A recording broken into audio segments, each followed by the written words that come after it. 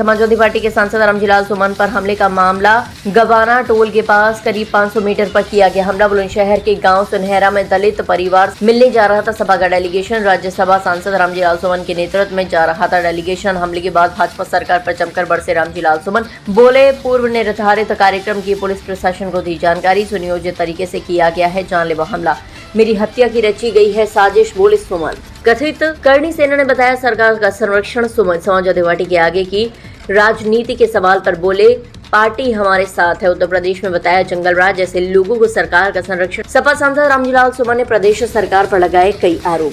Samajwadi party के राष्ट्रीय अध्यक्ष श्री अखिलेश यादव जी के आदेशानुसार बुलंदशहर में एक सुनहरा स्थान पर बहुत तेज गति से थार गाड़ी ने टक्कर मारी, जिसमें एक महिला की मृत्यु हुई और शेष लोग घायल हुए। ये पूरा दलित परिवार था और न सिर्फ ये अकेली घटना थी बुलंदशहर में, मुझे बताया गया था कि ताबड़तोड़ 6 घटनाएं लगातार इस तरह की बुलंदशहर में हुई हैं जहां दलितों की बारात नहीं चढ़ने दी गई,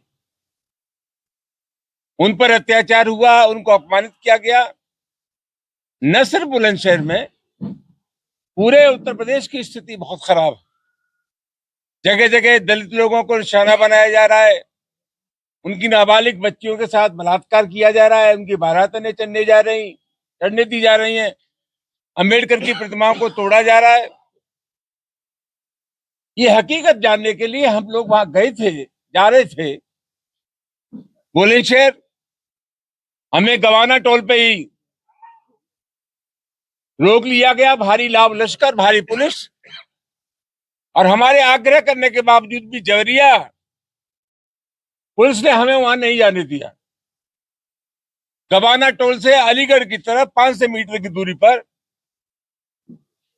तथाकथित करणी सेना के लोग वहां घात लगाए बैठे थे। हमारे और हमारे साथी जो गाड़ियों में थे उन पर ईंट पत्थर फेंके गए, टायरों से हमला किया गया, कई गाड़ियां क्षतिग्रस्त हुई और अब मैं आज अस्वस्थ हूं कि हमारे ऊपर ये जानलेवा हमला था। और ऐसा मुझे लगता है कि सरकार जानबूझ करके मेरी हत्या कराना चाहती है। 3 दिन पहले से जब ये तय था कि हमें बुलंदशहर जाना है, प्रशासन को पता था, खुफिया तंत्र को पता था, पूरे जनपद को पता था, हाथरस और अलीगढ़ को भी जानकारी थी। इसके बाद भी हमला एक सुनियोजित षड्यंत्र के तहत हमारे ऊपर किया गया।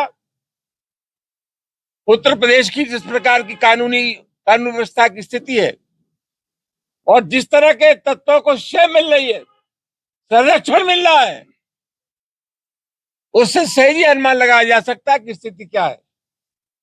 हम लोग जानते हैं कि 12 अप्रैल के बाद जब तलवार लहराई गई, असले लहराए गए और प्रशासन ने उनके खिलाफ कोई कार्रवाई नहीं हुई, तो अवांछनीय तत्वों के हौसले बुलंद हुए, एक वर्ग विशेष के हौसले बुलंद हुए।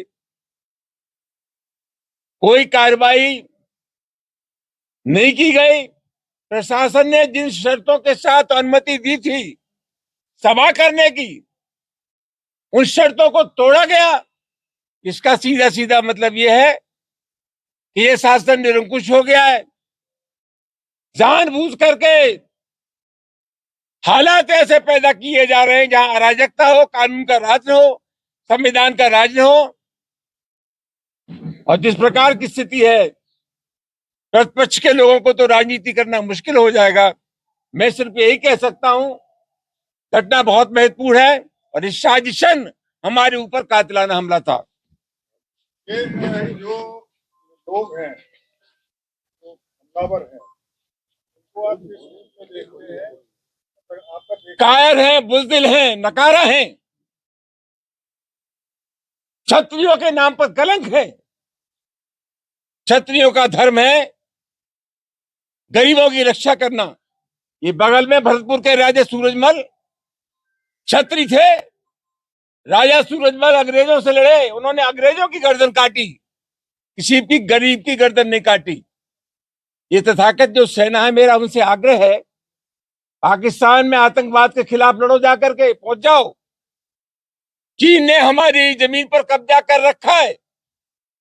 अरुणाचल प्रदेश को चीन अपने नक्शे में दिलाता है। अगर सही मानों में तुम करनी सेना हो और तुम्हारे अंदर वो जज्बा है, तो पाकिस्तान और चीन की सीमा पर जाओ, वहां अपने जौहर दिखाओ। यही तुम्हारा धर्म बनना, ये माना जाएगा। तुमसे बड़ा नकारा दुनिया में कोई नहीं।